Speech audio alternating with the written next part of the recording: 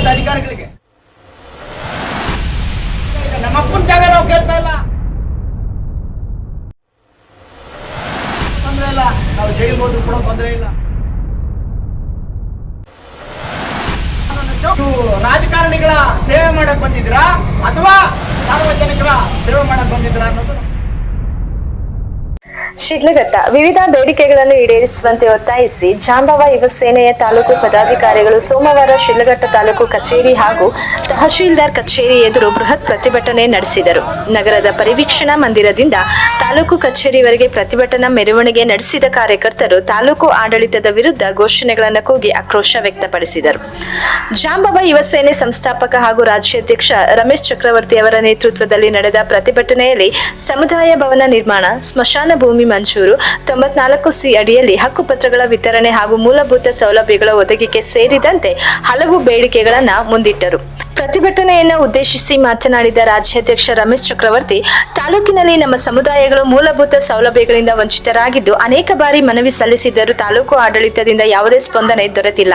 ಜನರ ಸಮಸ್ಯೆಗಳ ಪರಿಹಾರದಲ್ಲಿ ಅಧಿಕಾರಿಗಳು ವಿಳಂಬ ಧೋರಣೆ ಅನುಸರಿಸುತ್ತಿದ್ದಾರೆ ಎಂದು ಆರೋಪಿಸಿದರು. ಇದೇ ವೇಳೆ ಒಬ್ಬ ಪೊಲೀಸ್ ಅಧಿಕಾರಿ ಅಕ್ರಮವಾಗಿ ಜಮೀನು ಕಬಳಿಸಿರುವುದಾಗಿ ಆರೋಪಿಸಿದ ಅವರು, ತಾಲೂಕಿನಾದ್ಯಂತ ದಲಿತರ ಆಸ್ತಿಗಳನ್ನು ಕೆಲ ಪ್ರಭಾವಿ ವ್ಯಕ್ತಿಗಳು ಅಧಿಕಾರಿಗಳ ಸಹಕಾರದೊಂದಿಗೆ ಕಬಳಿಸುತ್ತಿದ್ದಾರೆ ಎಂದು ದೂರಿದರು.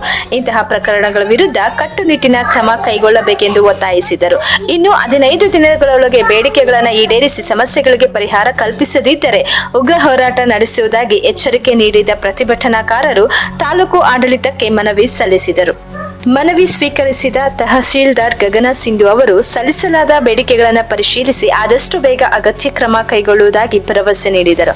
ಪ್ರತಿಭಟನೆಯಲ್ಲಿ ಜಾಂಬವ ಯುವ ಸೇನೆ ಜಿಲ್ಲಾಧ್ಯಕ್ಷ ಶ್ರೀನಿವಾಸ್, ಉಪಾಧ್ಯಕ್ಷ ಮುನಿಕೃಷ್ಣಪ್ಪ, ಗೌರವ ಅಧ್ಯಕ್ಷ ಕಾಚಳ್ಳಿ ಮುನಿಯಪ್ಪ, ಶಿಡ್ಲಘಟ್ಟ ನಗರ ಅಧ್ಯಕ್ಷ ನರೇಂದ್ರ, ಕಾರ್ಮಿಕ ಘಟಕದ ಅಧ್ಯಕ್ಷ ದೇವಪ್ಪ, ತಾಲೂಕು ಗೌರವ ಅಧ್ಯಕ್ಷ ಸತೀಶ್, ಮಹದೇವಪುರ ಕ್ಷೇತ್ರ ತಾಲೂಕು ಅಧ್ಯಕ್ಷ ಡಿ ಕುಮಾರ್, ಅರುಣ್, ವೆಂಕಟೇಶಪ್ಪ, ಆಕಾಶ್ ಸೇರಿದಂತೆ ಹಲವರು ಭಾಗವಹಿಸಿದ್ದರು.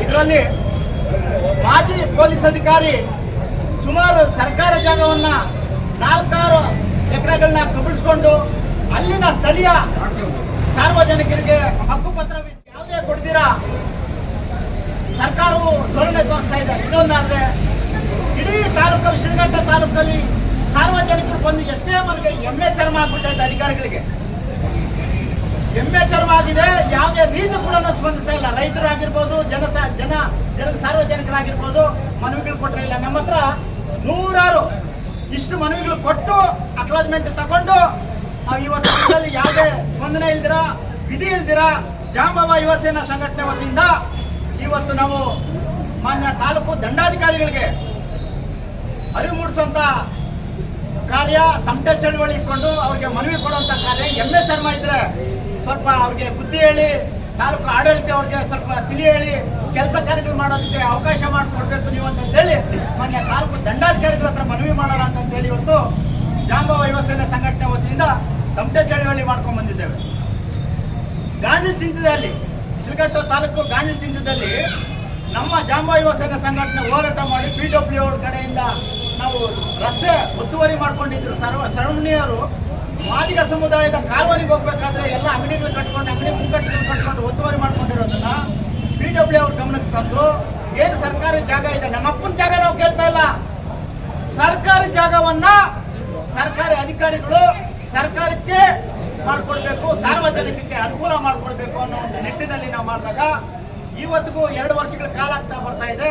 ಆ ತೆರವುಗೊಳಿಸಂತ ಕಾರ್ಯ ಮಾನ್ಯ ತಾಲೂಕು ಆಡಳಿತ ಅಧಿಕಾರಿಗಳು ಮಾಡಿಲ್ಲ.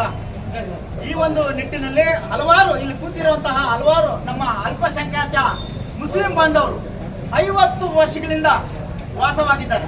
ಅವ್ರಿಗೆ ಇದುವರೆಗೂ ಕೂಡ ಹಕ್ಕುಪತ್ರಗಳು ಕೊಟ್ಟುವಂತಹ ಕೆಲಸ ತಾಲೂಕು ದಂಡಾಧಿಕಾರಿಗಳು ಮಾಡಿಲ್ಲ, ಜಿಲ್ಲಾಧಿಕಾರಿಗಳು ಮಾಡಿಲ್ಲ. ನೀವು ಸರ್ಕಾರಿ ಅಧಿಕಾರಿಗಳಾಗಿ ತಾಲೂಕು ದಂಡಾಧಿಕಾರಿಗಳು KS ಓದ್ಕೊಂಡು ಬಂದಿರುವಂತಹ ನೀವು, ತಾಯಿ ತಂದೆ ಸ್ಥಾನದಲ್ಲಿ ಇರುವಂತಹ ತಾಲೂಕು ದಂಡಾಧಿಕಾರಿಗಳು, IPS IAS ಓದಿರುವಂತಹ ಜಿಲ್ಲಾಧಿಕಾರಿಗಳು, ಪೊಲೀಸ್ ಅಧಿಕಾರಿಗಳು ನಮ್ಮ ದಲಿತರಿಗೆ, ಹಿಂದುಳಿದವರಿಗೆ, ಅಲ್ಪಸಂಖ್ಯಾತರಿಗೆ ನೀವು ನ್ಯಾಯ ಕೊಡಿಸೋದ್ರಲ್ಲಿ ಹಿಂದೆ ಉಳಿದ್ರೆ ನಾವು ಬಾಬಾ ಸಾಹೇಬ್ ಅಂಬೇಡ್ಕರ್ ಅವರ ತತ್ವ ಸಿದ್ಧಾಂತದಲ್ಲಿ ಹೋರಾಟ ಮಾಡದೆ ವಿಧಿ ಇಲ್ಲ ನಮಗೆ. ಹೀಗಾಗಿ ಮಾನ್ಯ ತಾಲೂಕು ದಂಡಾಧಿಕಾರಿಗಳಿಗೆ ಈ ಒಂದು ತಮಟೆ ಚಳವಳಿ ಮುಖಾಂತರ ಒಂದು ಮನವಿಯನ್ನು ಮಾಡ್ತಾ ಇದ್ದೇವೆ. ಕೂಡಲೇ 15 ದಿನದ ಒಳಗಾಗಿ ನೀವು ನಿಮ್ಮ ಸರಿಹದ್ದಿಗೆ ಬರುವಂತಹ ಶಿಡ್ಘಟ್ಟ ತಾಲೂಕಲ್ಲಿ ಯಾವ್ಯಾವ ಊರಲ್ಲಿ ನಾವೇನು ಇವತ್ತು ಮನವಿ ಕೊಡ್ತೀರೋ ಆ ಮನವಿಗೆ ಸ್ಪಂದಿಸಿ ನೀವು ಕಾರ್ಯ ನಮಗೆ ಮಾಡಿಕೊಟ್ಟಿಲ್ಲ ಅಂತಂದ್ರೆ ಮುಂಬರುವ ದಿನಗಳಲ್ಲಿ ಉಗ್ರವಾದ ಪ್ರತಿಭಟನೆ, ತಾಲೂಕು ಕಚೇರಿ ಮುತ್ತಿಗೆ ಹಾಕುವಂತ ಕೆಲಸ ನಾವು ಮಾಡಕ್ಕೆ ಸಿದ್ಧರಾಗಿದ್ದೇವೆ. ಕಾನೂನು ಚೌಕಟ್ಟಲ್ಲಿ, ಕಾನೂನು ವಿರುದ್ಧವಾಗಲ್ಲ, ಕಾನೂನು ಚೌಕಟ್ಟಲ್ಲಿ ನಮ್ಮ ಚೌಕಟ್ಟಲ್ಲಿ ನಾವು ಈ ಕಾರ್ಯನ ನಾವು ಮುಗಿಸೋಕೆ ನಾವು ಬಂದೇ ಬರ್ತೇವೆ ಅಂತ ಹೇಳ್ತಾ, ಇಲ್ಲಿ ನೀವು ನೋಡ್ತಾ ಇರ್ಬೋದು ಅಲ್ಪಸಂಖ್ಯಾತ ನಮ್ಮ ಮುಸಲ್ಮಾನ್ ಬಂದವರು ಎಷ್ಟು ಜನ ಇದ್ದಾರೆ ಅಂತಂತೇಳಿ. ನನ್ನ ದಲಿತರು ಒಲಿರು ಎಷ್ಟು ಜನ ಇದ್ದಾರೆ, ಮಾದಿಗರು ಎಷ್ಟು ಜನ ಇದ್ದಾರೆ, ಸಾರ್ವಜನಿಕರು ಎಷ್ಟು ಜನ ಇದ್ದಾರೆ, ರೈತರು ಎಷ್ಟು ಜನ ಇದ್ದಾರೆ. ಯಾಕೆ ನಿಮ್ಗೆ ಮನವಿ ಕೊಟ್ರೆ ನೀವು ರಾಜಕಾರಣಿಗಳ ಸೇವೆ ಮಾಡಕ್ ಬಂದಿದ್ದೀರಾ ಅಥವಾ ಸಾರ್ವಜನಿಕರ ಸೇವೆ ಮಾಡಕ್ ಬಂದಿದ್ದೀರಾ ಅನ್ನೋದು ನಮ್ಗೆ ಗೊತ್ತಾಗ್ತಾ ಇಲ್ಲ. ಈಗ ದಂಡಾಧಿಕಾರಿಗಳು ತಾವು ತಾಯಿ ಸ್ಥಾನದಲ್ಲಿ ಇಡೀ ತಾಲೂಕಲ್ಲಿ ಎಲ್ಲರೂ ನಾವು ತಾಯಿ ಸ್ಥಾನದಲ್ಲಿ ಇಟ್ಕೊಂಡು ಎಲ್ಲರಿಗೂ ಸರ್ವರಿಗೂ ಸಮಬಾಳು ಕೊಡುವ ನಿಟ್ಟಿನಲ್ಲಿ ದಯಮಾಡಿ ನೀವು ಇದನ್ನ ನೀವು ಸ್ವೀಕಾರ ಮಾಡಿ ನಮಗೆ ಇದು ಎಲ್ರಿಗೂ ನಮಸ್ಕಾರ. ಈಗ ತಮ್ಮ ಮನವಿ ಏನಿದೆ ಸ್ವೀಕರಿಸಿದ್ದೀನಿ.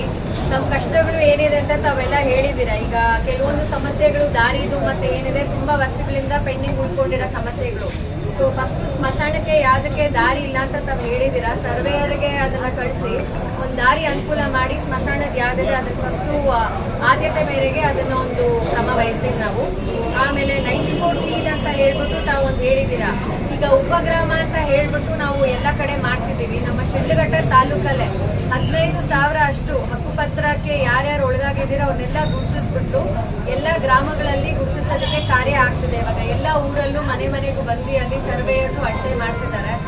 ಸೊ ಉಪಗ್ರಾಮದಲ್ಲೇ ಮಾಡಿದ್ರೆ ತಮ್ಗೆಲ್ರಿಗೂ ಹಕ್ಕುಪತ್ರ ಸಿಗೋ ಥರ ನಾವು ಸರ್ಕಾರಕ್ಕೆ ಒಂದು ಪ್ರಸ್ತಾವನೆ ಕಳಿಸಿ ಅದೊಂದು ಮಾಡ್ತೀವಿ.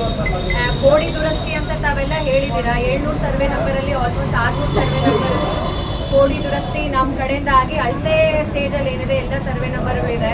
ಸೊ ಮಿಕ್ಕಿದ್ದೇನಿದೆ ನಾನು ಇನ್ನು ಒಂದು 2 ತಿಂಗಳ ಕಾಲದಲ್ಲಿ ಅವನ್ನು ಮುಕ್ತಾಯಿಸಿ ಎಲ್ಲರಿಗೂ ಬೇಗ ನಮ್ಮ ಕೆಲಸಗಳೆಲ್ಲ ಯಾವ್ಯಾವಿದೆ ನಮ್ಮ ಕಡೆಯಿಂದ ಏನಿದೆ